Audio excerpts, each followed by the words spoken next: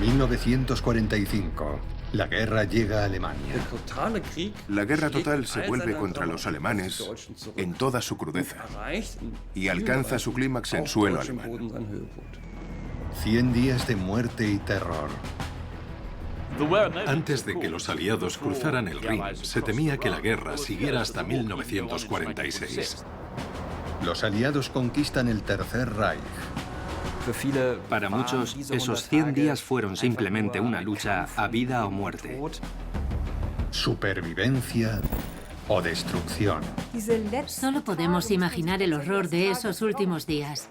En cuanto a Hitler, estaba claro que se suicidaría. La única cuestión era cuándo. El final de Hitler en el búnker. La caída.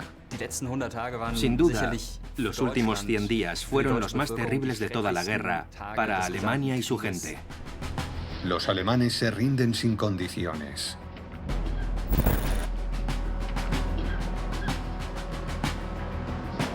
Cuenta atrás para la rendición. Los últimos 100 días. 6 de marzo de 1945, 63 días para que termine la guerra. Colonia se despierta por la mañana con la certeza de que este es el día en que la ciudad catedralicia será ocupada por las fuerzas estadounidenses.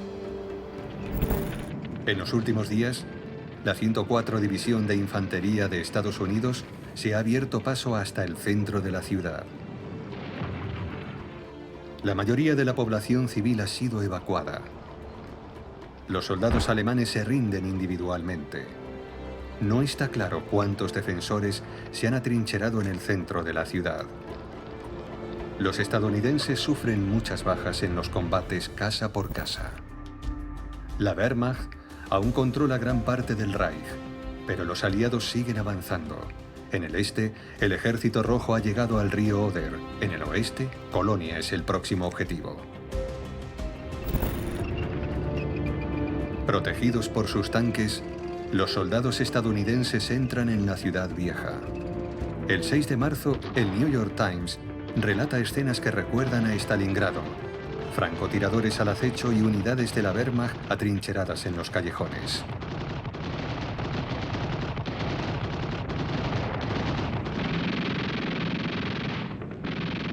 Allá donde encuentran resistencia, despejan el camino. En la catedral, un tanque alemán se interpone en el camino de los estadounidenses. Colonia sin duda es un símbolo, dada su cercanía al Rin. Como una de las principales ciudades de Alemania, la más grande del oeste, Colonia era el símbolo de que, finalmente, nada podría detener a los aliados. Si no podían defender Colonia, ¿qué podían defender? La propaganda, los símbolos, las imágenes creadas eran fundamentales. Y en ese momento los aliados pudieron presumir de la conquista de Colonia como de una gran victoria, para decir, incluso Colonia ha caído. De hecho, apenas hay tiroteos.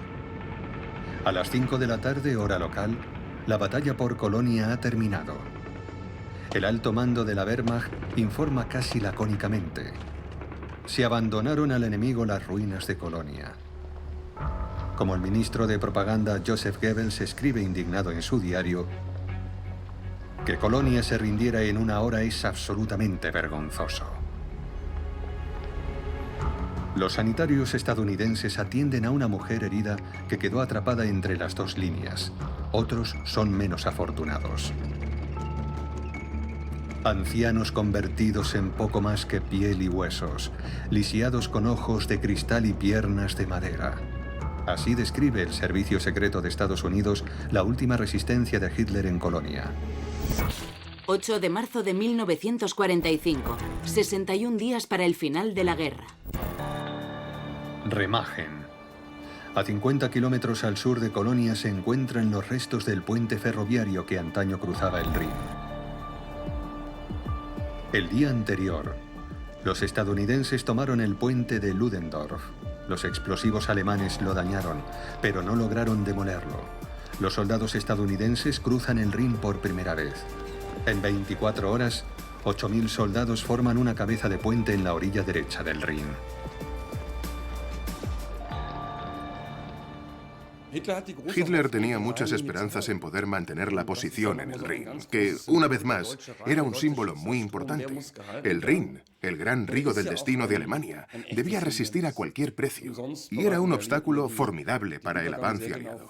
Por algo se prepararon concienzudamente para cruzarlo, y eran cautos. Quién sabe si lo lograremos y a qué precio. Todos los puentes habían sido volados, excepto el de Remagen. 8 de marzo. Un equipo de cámaras de Estados Unidos rueda en el lugar. Como no estuvieron en el histórico cruce del Rin, simplemente lo recrean para el público de los cines estadounidenses.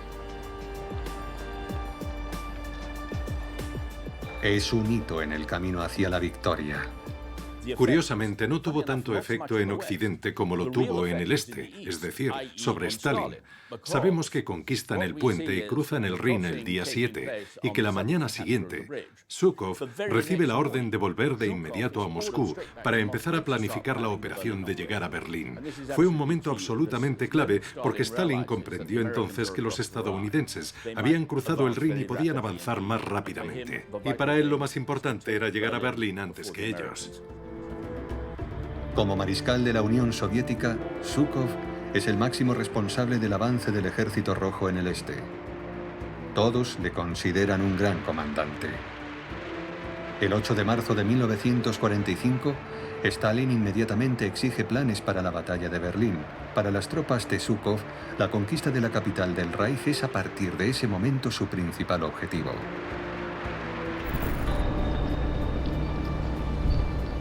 Mientras tanto, ha llegado a Remagen un convoy militar. Dado que el puente de Ludendorff se considera inestable, hay que trasladar cuanto antes a muchos soldados al otro lado del Rin. En Berlín, las noticias de Remagen se reciben con consternación. Hitler enfureció y reaccionó como siempre lo hacía, ordenando inmediatamente que fusilaran a los supuestos responsables. Hitler se encontraba entre la espada y la pared. Sabía que la guerra estaba perdida y, sin embargo, seguía creyendo de alguna manera en la victoria final. Esperaba un milagro. Hitler no sabía qué hacer. Por supuesto, la noticia de Remagen fue otro golpe para sus esperanzas de que, después de todo, podría de alguna manera cambiar el desenlace de la guerra. El informe sobre el estado de opinión de Wehrmacht Propaganda señalaba: la caída de Remagen ha tenido mucho que ver con los sabotajes. La opinión mayoritaria de la población es que ha sucedido como en la Primera Guerra Mundial, pero a la inversa. La patria resiste bajo duras condiciones, mientras que el frente se debilita.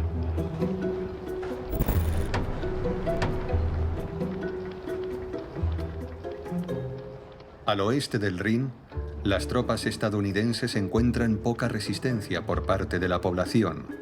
En Metternich, una pequeña población en la región de Eifel, la gente acepta la invasión. Ni siquiera los soldados alemanes están ya dispuestos a sacrificarse por el Führer, el pueblo y la patria. En algunos lugares, a los soldados que deciden seguir luchando los llaman prolongadores de la guerra. Nadie sabía qué pasaría cuando llegaran las fuerzas de ocupación. Y lógicamente había mucho miedo. ¿Qué harán ahora con nosotros? ¿Cómo nos tratarán? Por supuesto, también circulaban historias de las zonas ya ocupadas. Y la propaganda hizo el resto exacerbándolo todo.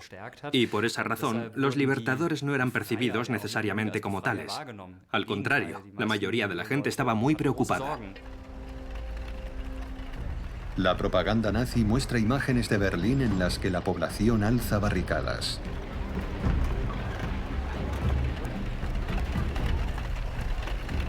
El estado de ánimo apenas ha cambiado.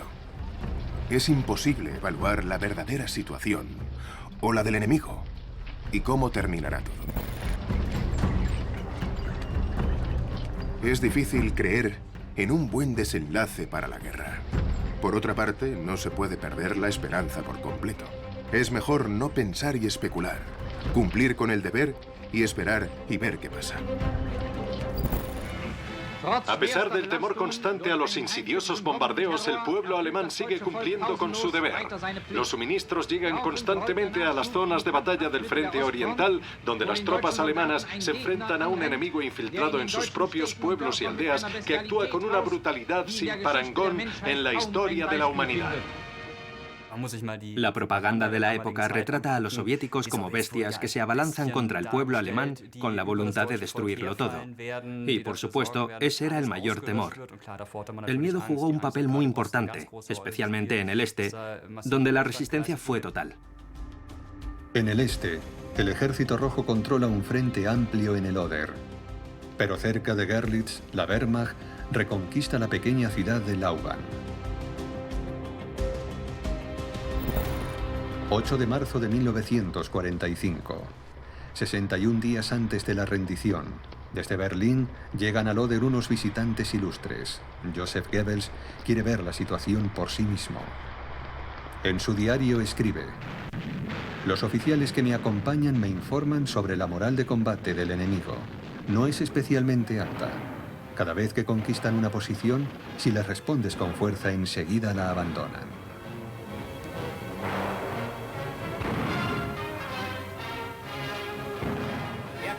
La batalla continúa en todos los frentes. Su símbolo es el hombre alemán enfrentándose a sus enemigos con una fuerza y una determinación sin precedentes en la historia.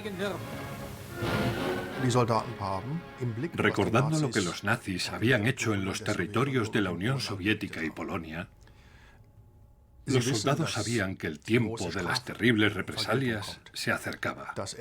El régimen nazi también jugaba con ese miedo, especialmente Goebbels. Si no lucháis hasta el último hombre, vuestras mujeres serán violadas y vosotros seréis masacrados y enviados a Siberia. En los lugares conquistados por las tropas alemanas, cada casa está marcada por las crueldades de los soldados bolcheviques. Las bestialidades son demasiado monstruosas para mostrar todo lo que las cámaras grabaron. Estas son algunas de las víctimas de esas malditas bestias asesinas. Con una codicia insaciable, la soldadesca soviética arrasó y saqueó sus hogares. Había mucho miedo a la invasión soviética. Durante años la propaganda también había fomentado eso. Con la esperanza de mantener así el espíritu de combate, la propaganda nazi repetía incansablemente que cuando llegara, el ejército soviético sería brutal. Y también anticipó el alcance de la violencia sexual que estaba por venir, describiendo reiteradamente un escenario de terror. El terror aún sigue grabado en los rostros de estas mujeres alemanas. Ellas cuentan los días de horrores indescriptibles, indefensas y a merced de las hordas salvajes. No se puede hablar de soldados y oficiales en este sentido, solo de hordas salvajes que violaron a todas las mujeres de entre 13 y 68 años. Y también a las ancianas, ¿verdad? Sí, como le digo, ni siquiera mi madre de 60 años se salvó. La violaron salvajemente. Se puede decir que ese tipo de propaganda empezó a resultar contagiosa. A partir de ese momento era todo o nada. Y resulta paradójico que la propaganda empezara a surtir efecto solo al final de la guerra. Todo el mundo sabe que nosotros nos metimos en este lío y que ahora tenemos que hundirnos con el barco que naufraga. Así que no nos queda otra que defendernos. Las escasas victorias de la Wehrmacht siguen siendo aprovechadas por la propaganda nazi, como en Lauban. En la plaza del mercado, Goebbels elogia a los soldados que han reconquistado la ciudad. Entre ellos se encuentra Willy Hubner, de 16 años, pero la alegría por la contraofensiva durará poco. Sabemos por los soldados con los que habló fuera de cámara en Lauban, que dijo: muchachos, la situación está clara. Pertenecéis a una división de élite y tendréis que luchar por el sistema hasta el amargo final. Él encarnaba la ideología de Hitler, la convicción de Hitler de no detenerse, de no rendirse nunca, de morir si era necesario. En la tarde del 8 de marzo de 1945, el ministro de Propaganda lleva a cabo su última gran interpretación en el teatro de la cercana ciudad de Görlitz. Joseph Goebbels está en plena forma. So wie der Führer die Krisen der Vergangenheit bewältigt hat, so wird diese bewältigen. Ist fest davon überzeugt. Vorgestern sagte mir, ich glaube so fest daran, dass wir diese Krise bewältigen werden. Und ich glaube so fest daran, dass wenn wir unsere neuen Offensivearmeen hineinwerfen, dass wir den Feind schlagen und zurückjagen werden. Und ich glaube so fest, dass wir eines Tages den Sieg an unserer Fahnen heften werden, wie ich je in meinem Leben an etwas fest geglaubt habe. Había un escenario. Se lo dejaron y él lo usó. Sabía cuál era su papel como ministro de propaganda y simplemente no se detuvo. Debo hacer un llamamiento al pueblo para que luche hasta el último aliento. Eso fue lo que dijo. Aquí vemos a un Goebbels espectacular, en estado puro, con todo su poder de convicción en su papel de ministro de propaganda. Y seguro que sintió una gran satisfacción por tener la oportunidad de volver a pronunciar esos discursos. Jene Divisionen, die jetzt schon zu kleinen Offensiven angetreten sind und in den nächsten Wochen und Monaten zu Großoffensiven antreten werden, werden in diesen Kampf hineingehen wie in einen Gottesdienst. Und wenn sie ihre Gewehre schultern und ihre Panzerfahrzeuge besteigen, dann haben sie nur ihre erschlagenen Kinder und geschändeten Frauen vor Augen und ein Schrei der Rache wird aus ihren Kehlen emporsteigen, vor dem der Feind erblassen wird. Unseren Führer Adolf Hitler, Sieg! Sieg! Sieg! Sin embargo, cuando en uno de los últimos noticiarios se muestran las imágenes de Goeritz y Lauban, la reacción del público está muy lejos de ser la esperada. Algunos cines ahora proyectan el noticiario del ministro del Reich, Dr. Goebbels, hablando después de la liberación de Lauban. Su discurso sobre la inminente ofensiva para liberar los territorios ocupados en días o semanas es recibido con risas y burlas. 19 de marzo de 1945. 50 días para que termine la guerra. El puente de Remagen se hunde debido a los repetidos ataques de la aviación alemana. Una unidad del cuerpo de zapadores estadounidense se esfuerza infructuosamente en salvar los restos de la dañada estructura. La orden de Hitler de aplastar la cabeza de puente en la orilla derecha del Rin sigue siendo ineficaz. Por su parte, las tropas norteamericanas avanzan hacia el sur. En Rheinbrohl, un fanático teniente primero se niega categóricamente a rendirse y sigue resistiendo. A las 3 de la tarde del 19 de marzo de 1945, los soldados estadounidenses entran en el pueblo. Sus habitantes permanecen en los sótanos durante días, esperando que la batalla acabe. Cualquiera que decida ondear la bandera blanca demasiado pronto es amenazado de muerte por los soldados. Estos alemanes también se enfrentan a un futuro incierto. Habían vivido muchos años bajo una dictadura, en un estado que les decía qué hacer y qué no hacer. Y de repente todo había cambiado y estaban solos. El Estado ya no les guiaba de la mano, tanto en el sentido positivo como en el negativo. La mayoría de la gente no estaba muy contenta. Quizás solo se sintieran aliviados porque la guerra hubiera terminado. Como escribe un soldado alemán a su familia: esta guerra no terminará previsiblemente con una tregua, sino solo cuando caiga la resistencia de la última división en el último rincón del Reich.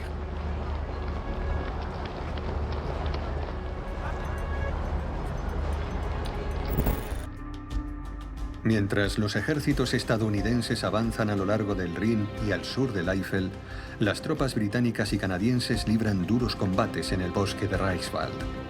Ahora avanzan hacia el Bajo Rin a través de un extenso frente. Es aquí donde el mariscal de campo británico Montgomery quiere cruzar el Rin. Su colega estadounidense, el general George S. Patton, se opone. Para él, es impensable que los estadounidenses lleguen segundos en esta operación decisiva, y urge a Bradley, el estratega jefe de Eisenhower, a tomar medidas. Patton era sin duda poco convencional. No era un líder militar en el sentido habitual de elegir siempre las palabras correctas, sino justo todo lo contrario. Usaba un lenguaje muy grosero. Era un excéntrico que golpeaba la mesa y hacía cosas inimaginables. Pero era un buen soldado, alguien que sabía dirigir a sus tropas de forma muy competente. Patton era brillante en ciertas ocasiones, pero en otras también podía ser un desastre. Era una mezcla de hombre mal hablado y a la vez temeroso de Dios. Era alguien a quien quizás deberías tener bajo control, salvo en tiempos de guerra. De hecho, los generales alemanes lo temían más que a cualquier otro comandante aliado. El excéntrico general Estrella siente aversión por las ofensivas planificadas con mucho tiempo de antelación. Patton piensa que hay que adaptarse a las circunstancias y aprovechar rápidamente cualquier oportunidad para sorprender al enemigo. Sus soldados le adoran y le temen por igual.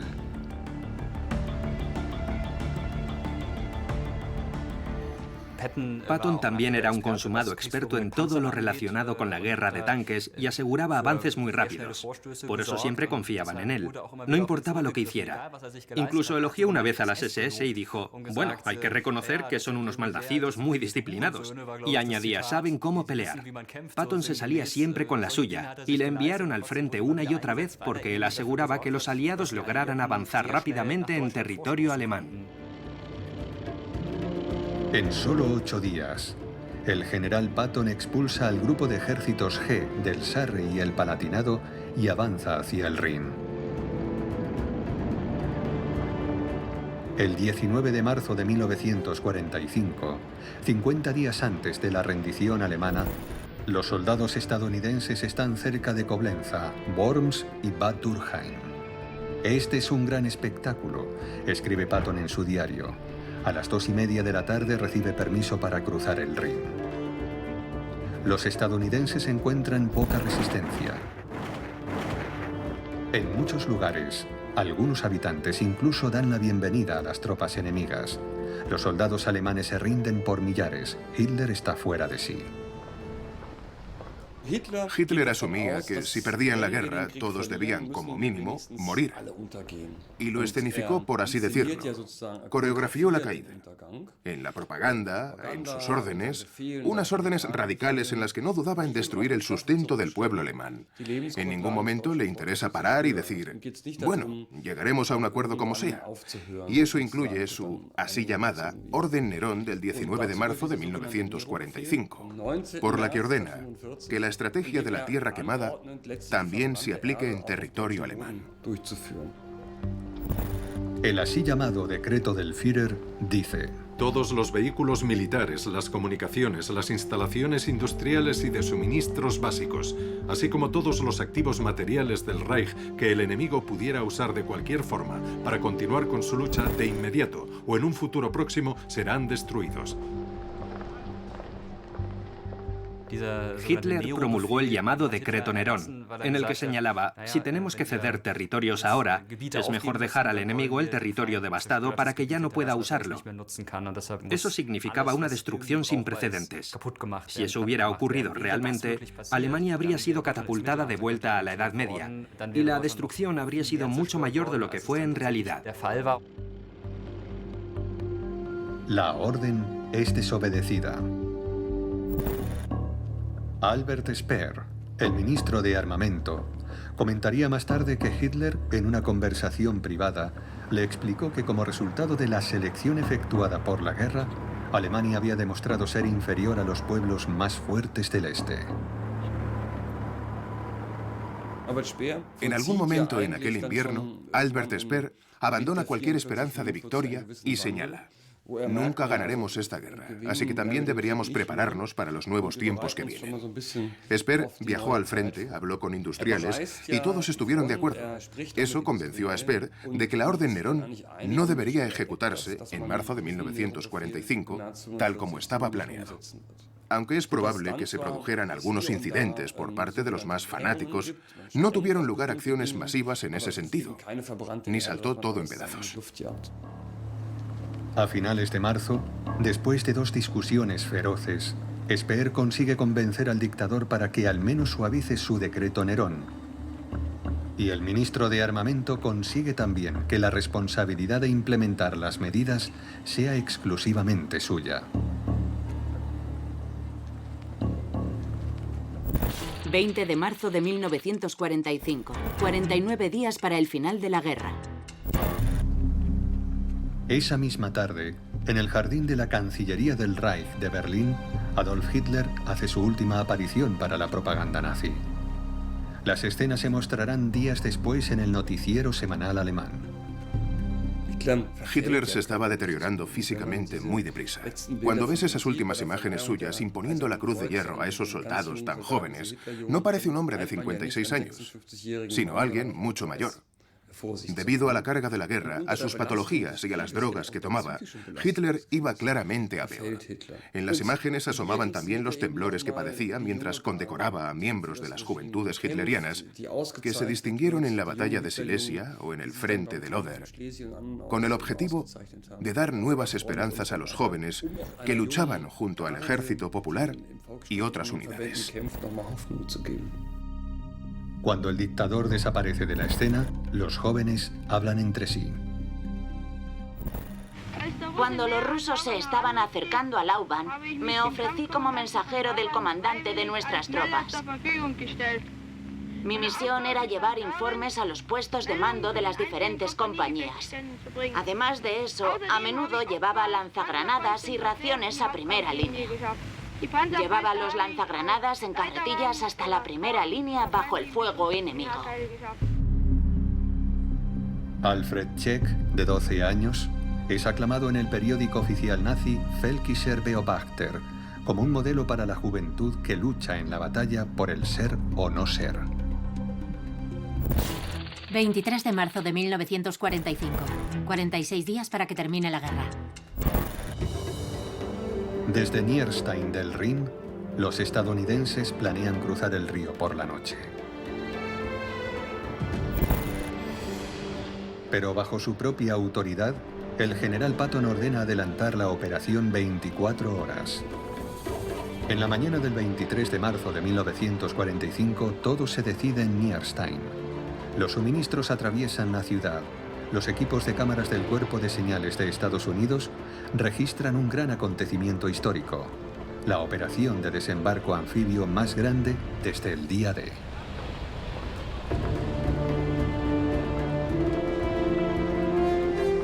Patton le roba así el espectáculo a sus aliados británicos que se están preparando para cruzar el río en el Bajo Rin.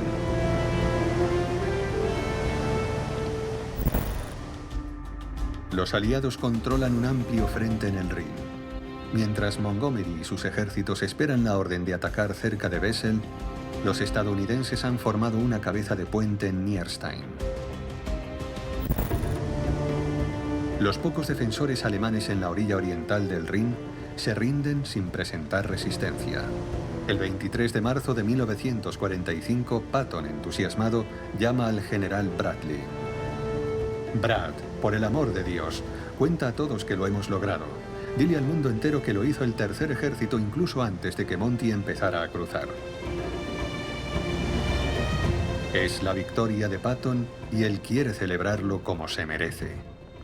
A Patton le gustaba aprovechar cada oportunidad para demostrar su vocación por ser la punta de lanza de los ejércitos de la libertad y también por manifestar su desprecio por el enemigo. Y lo hubiera hecho igualmente si los soviéticos hubieran estado al otro lado, porque él los odiaba tanto como a los nazis. Al día siguiente, más al sur, en Oppenheim, Patton cruza el Rin en su jeep. Se detiene en mitad del puente flotante y orina en el icónico río alemán. Oriné en el Rin, escribe conciso en sus notas. He esperado mucho tiempo para esto, dice la leyenda que diría más tarde a los reporteros estadounidenses.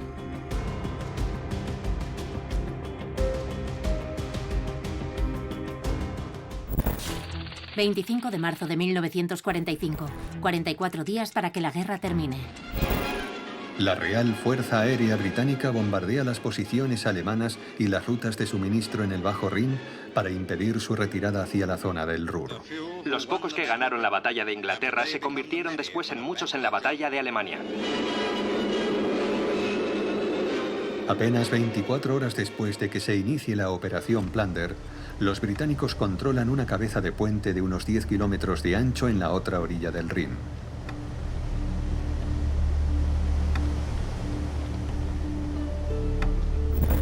Los comandantes británicos han preparado meticulosamente la gigantesca ofensiva en el gabinete de guerra en Londres. Sin embargo, el primer ministro Winston Churchill ignora que los estadounidenses están boicoteando sus planes. Él cree que los aliados, bajo el liderazgo británico, conquistarán la región del Ruhr desde el Bajo Rin. El primer ministro viaja a la sede del mariscal de campo Montgomery para asistir en persona al espectáculo.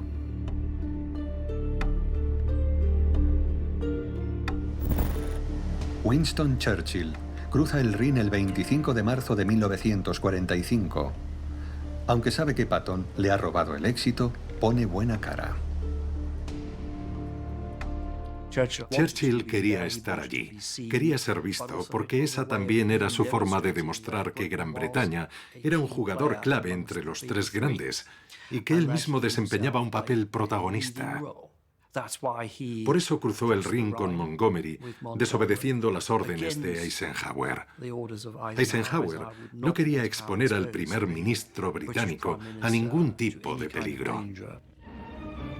Con el primer ministro volviendo a cruzar el Rin, los ejércitos avanzan hacia el Reich a una velocidad imparable. Mientras se aproxima la derrota de Alemania, los soldados de los ejércitos aliados rinden homenaje a un hombre providencial, cuyo coraje y firmeza en los años oscuros serán recordados en la hora de la victoria. Se dice que Churchill gritó repetidamente: «Ya son nuestros, ahora están acabados». Al mismo tiempo, las unidades estadounidenses avanzan por la margen derecha del Rin. Para cubrir su retirada, el ejército alemán quema los campos y los bosques. Pero la tierra quemada no puede detener la superioridad de los soldados estadounidenses, que se imponen fácilmente a los alemanes. Para ellos, la batalla hace mucho que acabó. Seguros de su victoria, sonríen, sobre todo pensando en que llevan ventaja a los británicos. El avance en la región del Ruhr es una oportunidad para hacer más propaganda. Ante la cámara, un proyectil estadounidense se le dedica especialmente al rey de los cañones de Essen, para Herr Krupp. En solo una semana, los aliados cortan todas las líneas de suministro en la región del Ruhr. 25 de marzo de 1945. El jefe de zona nazi ordena colgar carteles en Essen. Aplastaremos al enemigo nuevamente con fuerza brutal. Las mujeres y los niños no pueden permanecer más tiempo en esta zona de combate. Comida, vivienda, pan, leche, agua, luz, todo se suprimirá. Ya no habrá más medios de supervivencia. La evacuación total es, por tanto, imperativa.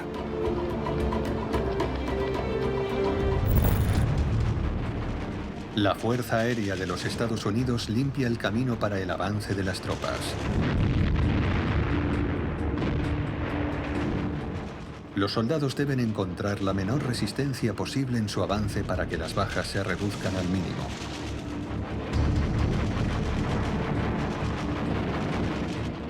El plan da resultado.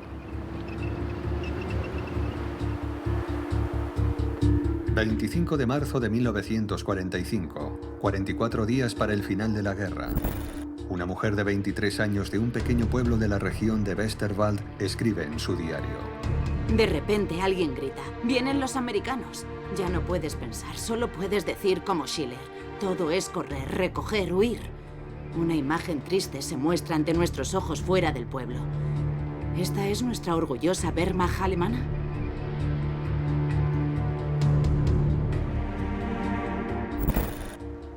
Cada vez más soldados alemanes tiran sus armas. Muchos pueblos y ciudades se rinden sin luchar. El general Patton escribe a su esposa: «Me parece que la guerra ha terminado».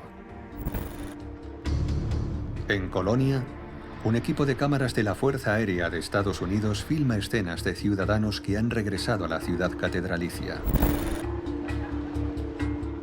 Solo podemos salir a la calle durante el día. Ningún civil puede salir a la calle después de las 7 de la tarde. Todo son regulaciones y ordenanzas.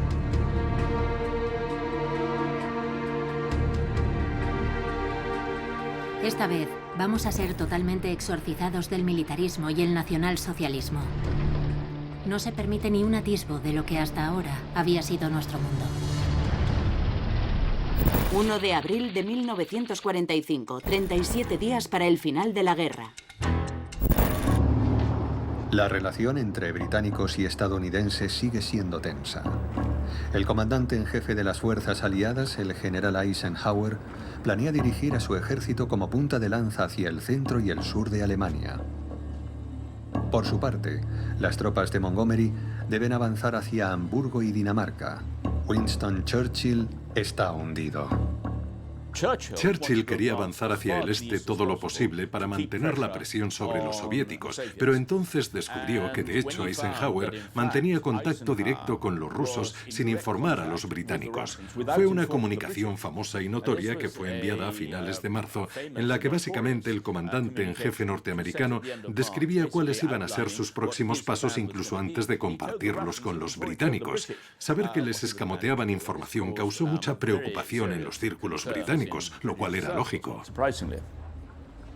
Churchill ignora los informes del Servicio Secreto de Estados Unidos, según los cuales Hitler planea seguir luchando desde una fortaleza alpina.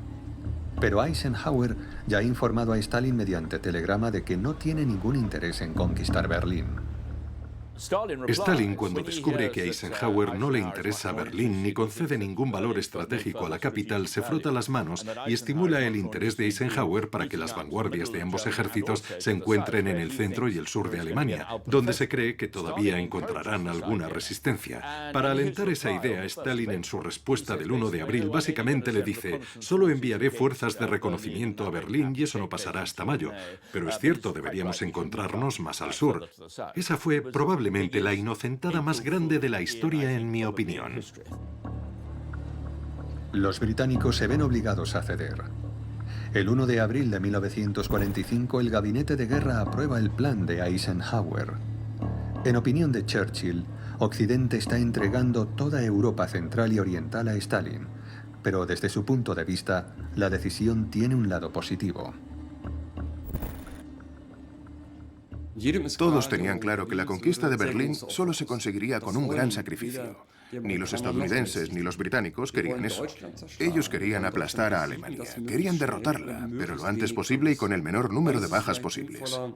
Así que era más sensato intentar evitar una última y gran batalla en los Alpes, que podría cobrarse muchas víctimas, y aplastar rápidamente a los alemanes en retirada, en lugar de librar una batalla entre las ruinas de Berlín, que de todos modos no tenía ningún valor militar y que solo costaría millares de vidas más.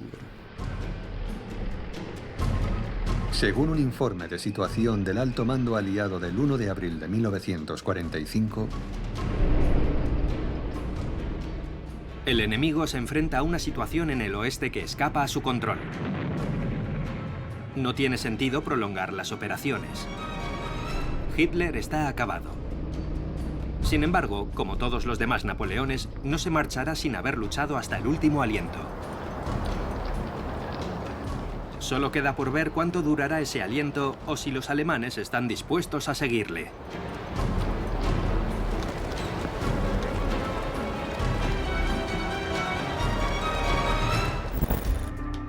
el 1 de abril de 1945, 37 días antes de la rendición alemana, se cierra el cerco militar.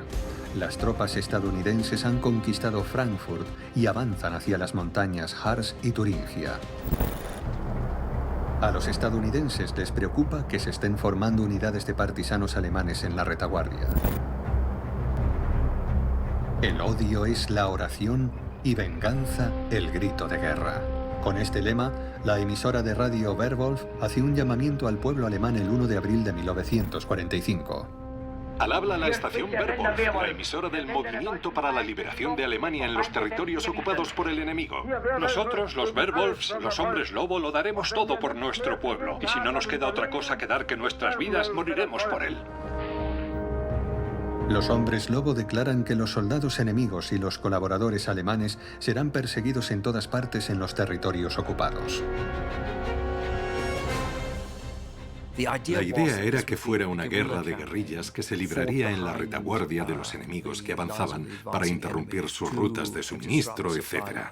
Y como ocurría a menudo con los alemanes en ese periodo, eran muy buenos con los símbolos, incluso tenían su propia bandera, una emisora de radio, pero la realidad era muy diferente. Solo eran unos 200 miembros de las juventudes hitlerianas que habían sido entrenados para convertirse en miembros de esa organización. Pero en realidad no pasó gran cosa.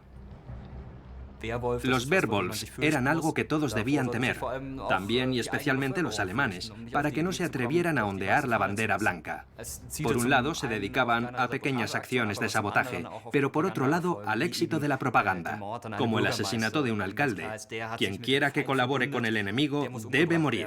Ha sido un juicio justo y debería servir como advertencia. Hay desconfianza, especialmente entre los estadounidenses. Temen a los partisanos fanáticos que se ocultan entre los amigables alemanes que los saludan. La propaganda cuaja, pero de hecho, solo se producen unas pocas acciones aisladas de los hombres lobo. Por ejemplo, una noche, el alcalde de un pequeño pueblo cerca de Herford es asesinado a tiros en la puerta de su casa. Aunque era miembro del partido, se había negado a volar una central eléctrica y se rindió sin luchar.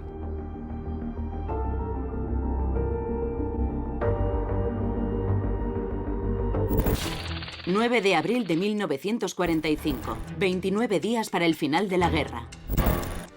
El campo de concentración de Flossenbürg, en el norte de Baviera. Aquí, a principios de abril de 1945, estaban internadas más de 15.000 personas que eran usadas por las SS como mano de obra esclava. Cuando los estadounidenses liberan el campo a finales de abril de 1945, se filman estas imágenes. Encuentran 1.500 supervivientes y muchos cadáveres. Saben que las enfermedades, el hambre y el cansancio produjeron un gran número de muertos, pero también se dan cuenta de que las ejecuciones han sido frecuentes. El régimen en sus últimos días solo quería matar a todos los que seguían encerrados en sus mazmorras. Ellos no deben sobrevivir.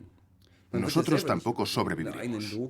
Siguiendo esa lógica, Hitler, su séquito y todos los que creían en él no sobrevivirían. Por lo tanto, los enemigos del pueblo alemán tampoco debían sobrevivir. Y esa es la razón por la que los lugares de ejecución seguían activos. El régimen hizo todo lo posible por asegurarse de que nadie sobreviviera.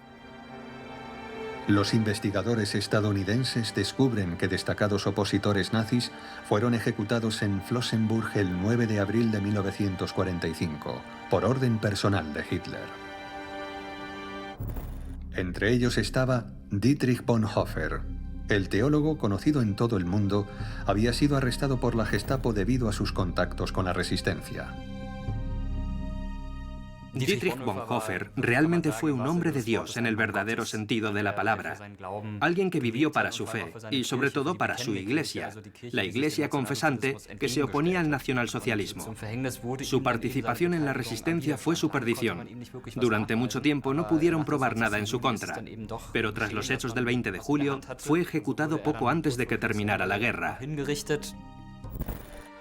Para Bonhoeffer, la muerte solo es el final de su existencia terrenal. Al amanecer del 9 de abril de 1945, es conducido hasta la horca. Un testigo presencial contaría más tarde que nunca antes había visto a un hombre enfrentarse a su muerte tan piadosamente. El oficial responsable de las SS envía un mensaje de radio encriptado a la sede de la Gestapo en Berlín. Misión cumplida según lo ordenado, no se requiere confirmación. Los restos de Bonhoeffer son incinerados en el crematorio de Flossenbürg.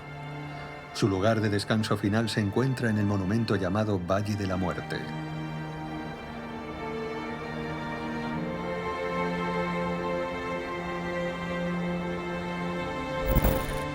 Al final, Hitler y la cúpula nazi caen en un verdadero frenesí asesino. Todos los involucrados en el intento de asesinato del 20 de julio de 1944, que seguían languideciendo en las cárceles del régimen, son asesinados. Los acusados de alta traición mueren en la horca o bajo la guillotina.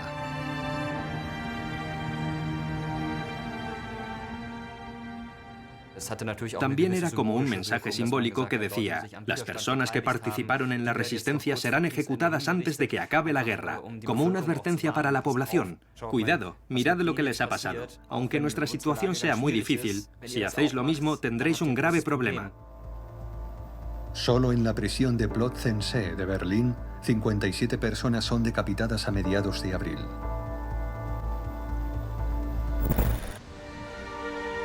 Hadamar, una pequeña ciudad en el extremo sur del distrito de Westerwald. En Munksberg se encuentra una institución psiquiátrica que los nazis han convertido en una fábrica de la muerte. Hadamar está ocupada por los estadounidenses desde finales de marzo de 1945. Horrorizados, los investigadores descubren lo que ha sucedido aquí durante la guerra. Siguiendo el programa de eutanasia, en un primer momento, los discapacitados y los enfermos mentales eran asesinados sistemáticamente en una cámara de gas. En una segunda fase, el resto de pacientes era asesinado con inyecciones letales o mediante la desnutrición selectiva. En un pueblo vecino, una joven lleva un diario para su novio soldado. El 9 de abril, ella escribe: Ahora se ha probado un hecho espantoso. Hoy se ha sabido que 26.000 personas fueron asesinadas en el manicomio de Hadamar. ¿Es eso admisible ante los ojos de Dios y del mundo? La sangre de esas pobres almas atormentadas clama al cielo venganza. Y para esto todos vosotros habéis pasado años lejos, en el frente, luchando y sangrando por un delirio y por nada. Pobre juventud traicionada. El 9 de abril de 1945, 29 días antes del final de la guerra, el Ejército Rojo llega a Viena. En Prusia Oriental se libra desde hace días la batalla por la capital de Königsberg. Aquí, desde finales de enero, permanecen rodeados unos 130.000 alemanes. Los camarógrafos soviéticos filman estas espectaculares escenas de combates callejeros en el centro de la ciudad. El ataque final es completamente caótico y el Ejército Rojo sufre muchísimas bajas. El mismo día, el periódico militar Estrella Roja publica un artículo con el titular «Basta», con la intención de alimentar el odio hacia los alemanes. Habla de ellos como devoradores de hombres y los señala como una enorme banda de matones irresponsables. Incluso llega a afirmar que Alemania no existe. Estas afirmaciones se destinaban a justificar los excesos cometidos por los soldados en el frente, que tenían lugar sobre todo después de violentos combates y de aplastar al enemigo, con el permiso tácito o expreso de la oficialidad. Eso no sucedía al producirse una rendición formal tras una negociación. En ese supuesto suelen producirse pocos excesos porque han pasado algunas horas y en ocasiones incluso días entre la acción de la batalla y la rendición en sí misma, lo que produce que los sentimientos se hayan enfriado. Pero cuando los combates acaban con una resistencia feroz que cuesta al atacante la mitad de sus hombres, entonces el peligro de saqueos, masacres y excesos es extremadamente alto, ya que los soldados quieren vengar a sus camaradas. El 9 de abril de 1945, enfrentado a una situación desesperada, Otto Lask, el general alemán al mando, decide entregar la fortaleza de Königsberg. Inmediatamente, Hitler lo condena a muerte. Königsberg se convierte en el Kaliningrado soviético. Königsberg es un caso que demuestra lo contrario de lo que se suele decir sobre el Ejército Rojo. Sabemos que la toma o rendición de la ciudad fue relativamente civilizada y que se realizó de acuerdo con las reglas de la ley marcial. Es algo que puede resultar bastante sorprendente si no se eliminan los prejuicios, pero así sucedió. Se produjo la rendición y los soldados alemanes fueron trasladados como prisioneros de guerra. 92.000 soldados alemanes se dirigen al cautiverio. Inmediatamente después de su conquista, la población civil es expulsada de la ciudad.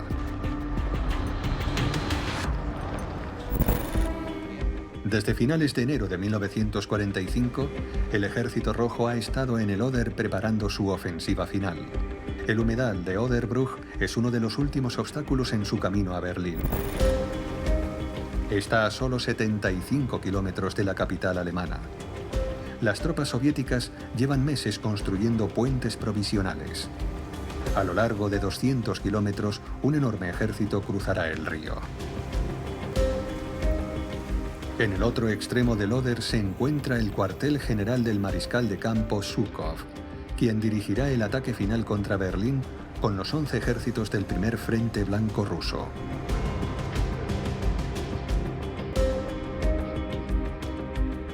El verdadero plan era que Zhukov fuera directamente a Berlín y primero lo rodeara, no que combatiera dentro de la ciudad. Y la razón para eso era que querían asegurarse de que los estadounidenses no pudieran entrar desde el oeste. La razón principal por la que los rusos querían llegar primero era, por supuesto, la evidente importancia simbólica de Berlín. La idea era que quien controlara Berlín controlaría Alemania y quien lo hiciera controlaría Europa Central. Pero la segunda era una cuestión de honor. Querían acabar con la guarida de la bestia fascista. Los soviéticos tenían derecho a ocupar Berlín por todo lo que habían sufrido. A 63 kilómetros de la capital imperial, una división de combate alemana toma posiciones para detener el inminente ataque del Ejército Rojo. Un camarógrafo de un noticiero filma al último contingente de la Wehrmacht. Los defensores aún solo tienen que enfrentarse a los aviones de reconocimiento soviéticos. Rendirse aquí no es una opción. ¿Qué pensaría un soldado al acostarse en el frente del Oder con el Ejército Rojo delante de sus narices?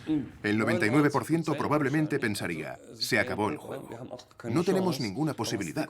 Pero ¿cuáles son las consecuencias? ¿Debería irme a casa? Mi casa probablemente esté detrás de las líneas soviéticas. ¿Qué debería hacer? La policía militar está detrás de mí. De alguna manera, sigo queriendo defender Berlín, defender mi hogar. Estoy luchando por Hitler, por Alemania, sea lo que sea. Si resisto y sobrevivo, solo me detendré cuando esté preso o cuando un oficial diga, se acabó. En los cines alemanes ya no se muestran las imágenes de soldados del Ejército Rojo muertos. Fuera de Berlín, un soldado le escribe a su esposa. Los dos son partidarios fanáticos de Hitler.